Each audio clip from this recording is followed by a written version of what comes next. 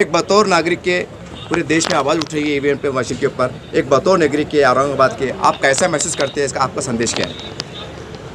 अभी आप जो सवाल किए मुझे ईवीएम के बारे में, जी तो ईवीएम के बारे में तो पूरे ऑल इंडिया में ही समझो एक आवाज़ उठाई जा रही है।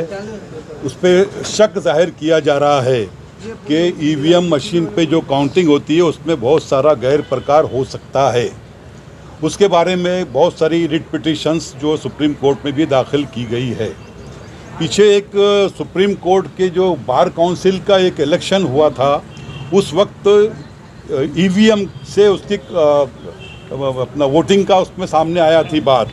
तो पूरे जो वकील संघ वहाँ का जो था, उन्होंने उसका विरोध किया था और उन्होंने कहा था कि हमको इस पर विश्वास नहीं है।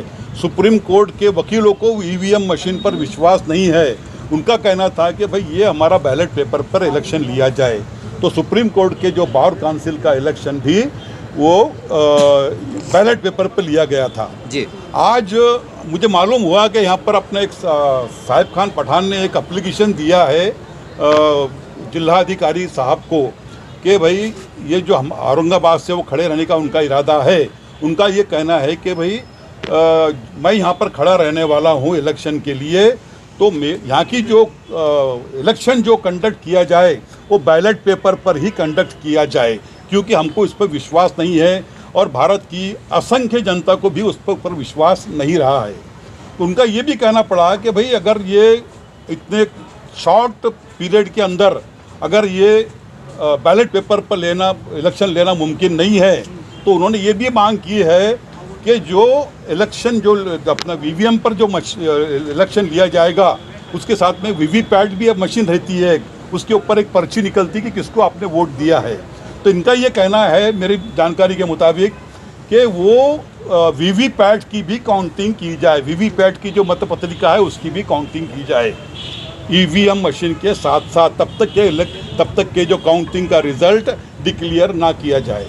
एक बात यहाँ पर पीछे यहाँ पर ये लगा था, यहाँ पर एक पंडाल भी लगाया गया था, उसमें ही बताया जा रहा था कि भाई ये ईवीएम मशीन कितनी सुरक्षित है। उसमें ये भी दिखाया जाता था कि वोट करने के बाद समझो उस पर जो पर्ची निकलती इस पर दिखाया जा रहा कि किसको आपने वोट दिया है वो। लेकिन जो कुछ लोगों का ऐसा भी सुनने को मिला है, एक इलेक्शन ऑफिसर ने, मद्रास के इलेक्शन ऑफिसर ने एक ये बात इलेक्शन कमिश्नर को, मुख्य निवडणूक आयोग को दी थी कि ये मुझे इस पर भरोसा नहीं है।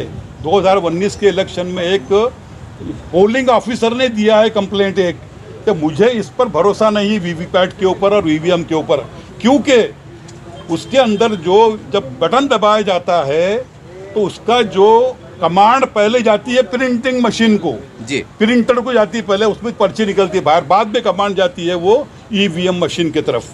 जबकि हमारे कंप्यूटर में जब हम काम करते हैं तो पहले हमारा कंप्यूटर के मेन पैनल के ऊपर जाकर के समझो कंट्रोल पैनल पे जाकर के उसका सेव होता है वो, बाद में हम उसके अंदर जो है वो प्रिंट का कमांड देते हैं।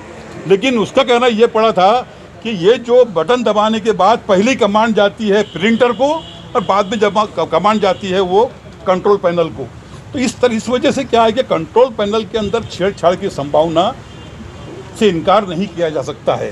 तो इसीलिए सभी की जो डिमांड है, ज़्यादातर लोगों की डिमांड यही है कि ये इलेक्शन जो है कंडक्ट जो किए जा रहे हैं बैलेट पेपर पे किया जाए। अगर शक्य नहीं है तो कम से कम उसकी जो काउंटिंग है ईवीएम मशीन की जो डाटा रहेगा उसके साथ ही साथ वो वीवीपैट की जो पर्चियाँ हैं उस पर उसके भी काउंटिंग की जानी चाहिए।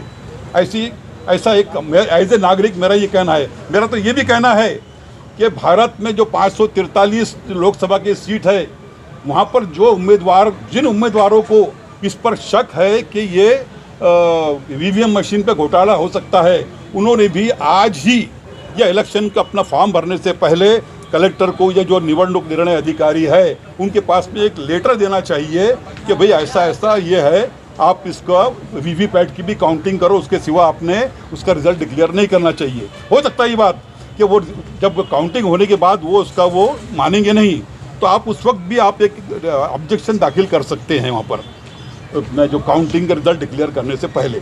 ऐसा किया जाए तो हमको उसमें इंसाफ मिलेगा। और दूसरी बात यह है भारत में जो राज है वो नागरिकों का राज है।